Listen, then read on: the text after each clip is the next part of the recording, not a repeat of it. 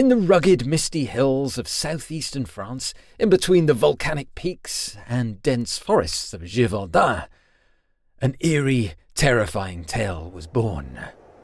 It's a tale that has captured the imaginations of people for centuries, and it's one that has never been explained.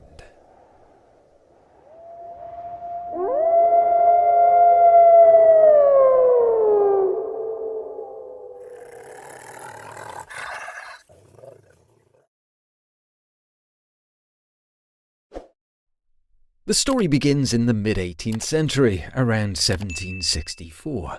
Gévaudan, a quiet rural province, was far from the bustling courts of Paris and the larger cities of France.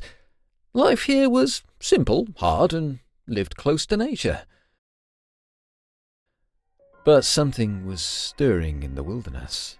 Something primal. Something that would change the lives of the people forever. At first, the reports were vague, the kind of whispers that might easily be dismissed. People spoke of a great beast, larger than a wolf, but smaller than a bear. It was swift and terrifying, with eyes that seemed to burn with an unnatural glow. But these were just rumours, spoken in hushed tones around the hearths of poor villagers. And when a few sheep were found mutilated, the stories were shrugged off as nature's course. An attack by wild animals, perhaps a lone wolf or a band of scavengers. But the attacks would not stop. As summer turned to autumn in 1764, the frequency of the deaths increased. The first recorded victim was a young woman, Marie-Jeanne Vallet, who was killed while collecting herbs near her village. Her mutilated body was discovered with horrific wounds. The locals were stunned, but still, some dismissed it as the work of a rogue wolf. These attacks grew bolder and more brazen. In November, a young boy named Jacques Portefeuille was savagely attacked while walking to a neighbouring village. He barely survived, his body torn and scarred, his mind shattered by the terror of what he had seen. Descriptions began to emerge of a creature that was not like any known predator. A creature with a powerful muscular frame, sharp gleaming teeth, and an almost supernatural speed. The beast's reputation began to spread far beyond Gévaudan. Soon, the news reached the royal court in Versailles. King Louis XV, alarmed by the growing panic in the countryside, took action. He sent out hunting parties and even dispatched the famed royal hunters. The region became a battleground between man and beast. Armed with rifles, swords, and pitchforks, like something out of a horror film, the people of Gévaudan fought back, but the creature eluded them with uncanny skill. One particular hunting party, led by a seasoned tracker named Jean Chastel, was determined to end the terror. They searched the forest for weeks, finding nothing but silence. The beast seemed to be toying with them, always just beyond their grasp. It would strike swiftly, then vanish into the dense woods, leaving only bloodied, mangled bodies behind. The countryside was gripped by a fear so deep that no one dared to venture out after dusk. Villagers locked their doors, keeping their children close, and their fires burning brightly through the night. They spoke of the beast in hushed tones, eyes flickering nervously to the forest that seemed to be watching them in return.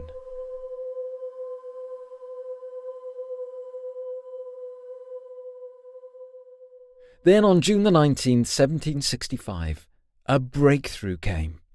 A large, terrifying creature was finally cornered by a group of hunters. It was shot. It fell. But even in its death, the beast's grip on the region did not loosen.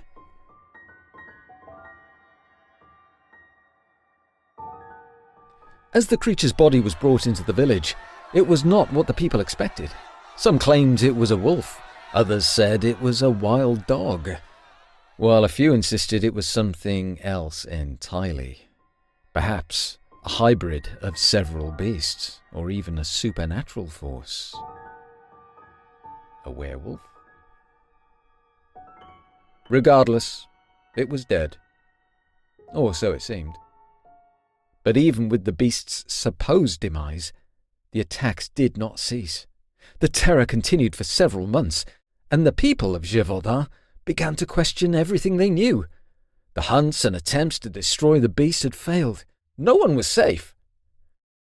Rumours spread that the creature had a mate, or that there were multiple beasts working together in a pack. Others claimed that the beast was not a natural animal at all, but a cursed being, sent by dark forces to punish the people of Gévaudan.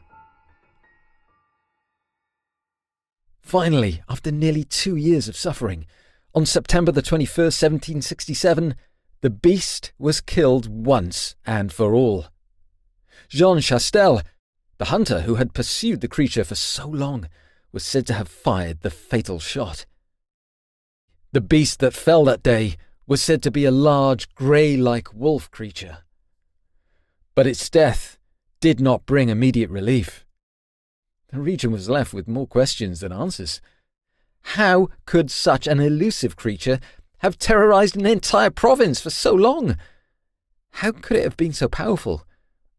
So cunning? Was it a simple wolf? Or was it something more otherworldly?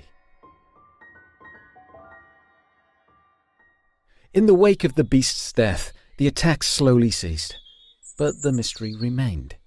Some say the creature was nothing more than a pack of wolves, exaggerated by fear and the superstitions of a terrified populace.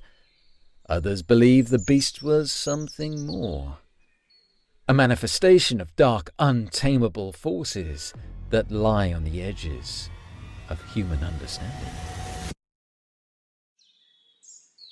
Historians have since speculated that the beast may have been a result of a unique ecological situation.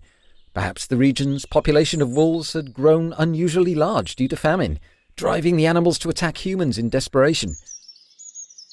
Others, however, point to the eerily coordinated nature of the attacks and the descriptions of the creature as something out of the ordinary.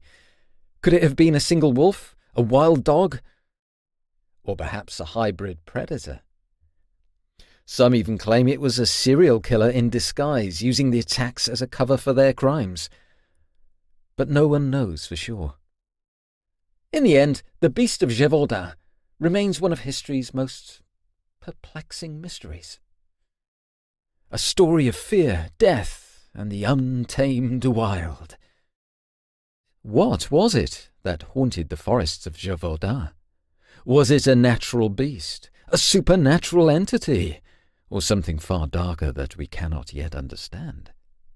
The answers may never come, but the legend endures, whispered through the ages as a chilling reminder of the fear that can arise when nature turns against us. And so the Beast of Gévaudan fades into the shadows of history. But its name lingers, like a whisper in the wind, forever in the lore of the French countryside, where I suspect they said "Mon Dieu" a lot when confronted with all of the stuff that was happening back then. History can be so bonkers sometimes, can't it? Yeah. Thanks for watching.